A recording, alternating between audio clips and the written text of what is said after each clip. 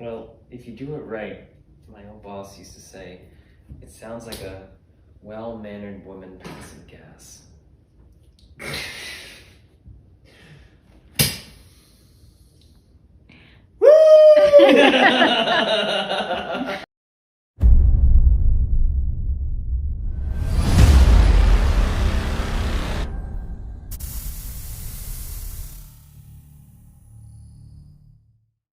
So we're here, post-fight, after the end game fight.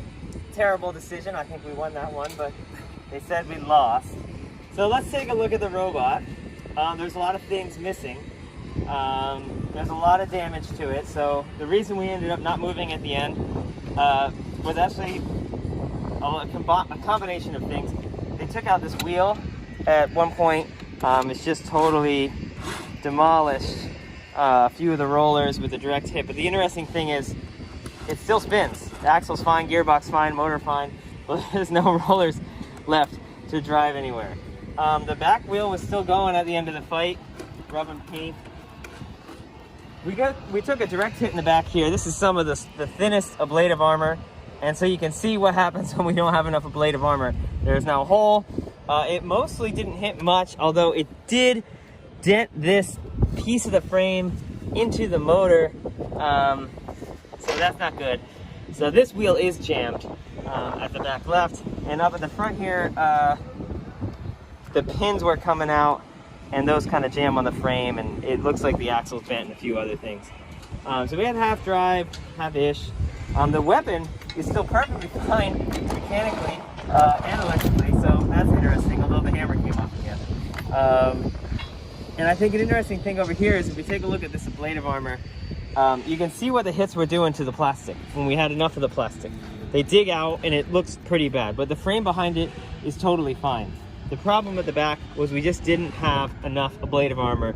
That's what let them get through and take things off. If we look at the front, the billet is actually mostly okay. This is really interesting. This was the piece that was holding the prongs on, and you can see it sheared off. That's actually what's supposed to happen. We designed a sharp edge on the aluminum so that if it got hit substantially hard enough, that would crack. That would allow us to then take these bolts out and save the billet below it. On the other side here, you can see it actually got hit below and then sheared off all the bolts. So this would be a difficult repair. We're not going to repair this frame, it's destroyed, but all these sheared bolts are really annoying to take off. They hit the front wedge right here and sheared every bolt. There's actually a really interesting looking fracture here. You can see what it did to the titanium, just sort of fanned it out. I don't know what to call this, some sort of crazy compressive failure, and sheared every bolt that was holding it on to the frame. Pretty wild. But the hammer worked well until it came off. The drive worked well until substantial mechanical failure due to the lack of ablative armor. Some of the magnets got torn off pretty early when they got under us. I think they might have hit this prong. What do you think? I mean, that could have just been our power running into the wall. That could have bent that. And the hammer, still good. A little rusty. Little rusty, lives to see another fight. Stubbs McGee, not so much. Stubbs McGee, I've seen better days. yeah.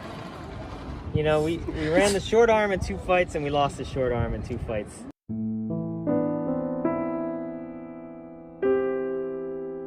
We're gonna have to rethink this finger method for next year. Fingers have worked well for a while, and I think they're on the way out, or at least they'll be modified.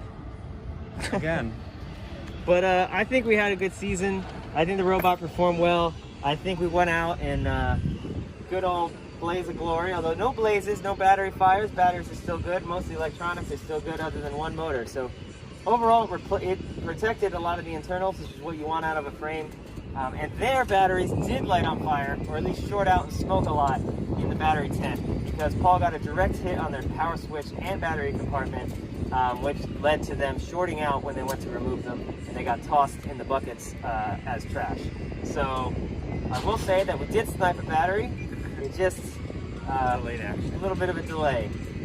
Endgame is a very powerful vertical spinner, and I think what won them that fight is they went out and they made those little fingers, I don't know what to call them, prongs, spikes, but they worked.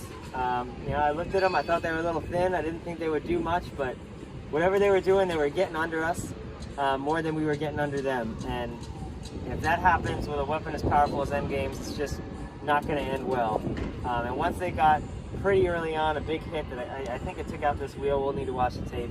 It's really difficult when something like that happens early on in the fight to come back from it. And we were just fighting an uphill battle, started taking a little riskier shots, couldn't hit them. But Endgame is a lot of power. We'll see how they do in the rest of the tournament, because they're looking good this year. We had a good time. We made the top 8 with a hammer robot. We have a winning record overall at BattleBots as a hammer robot. I think right now we have the best record of any modern hammer robot at BattleBots. I'm pretty happy about that. That's pretty great. I'm really excited. We came together. This has been a rough year for everybody.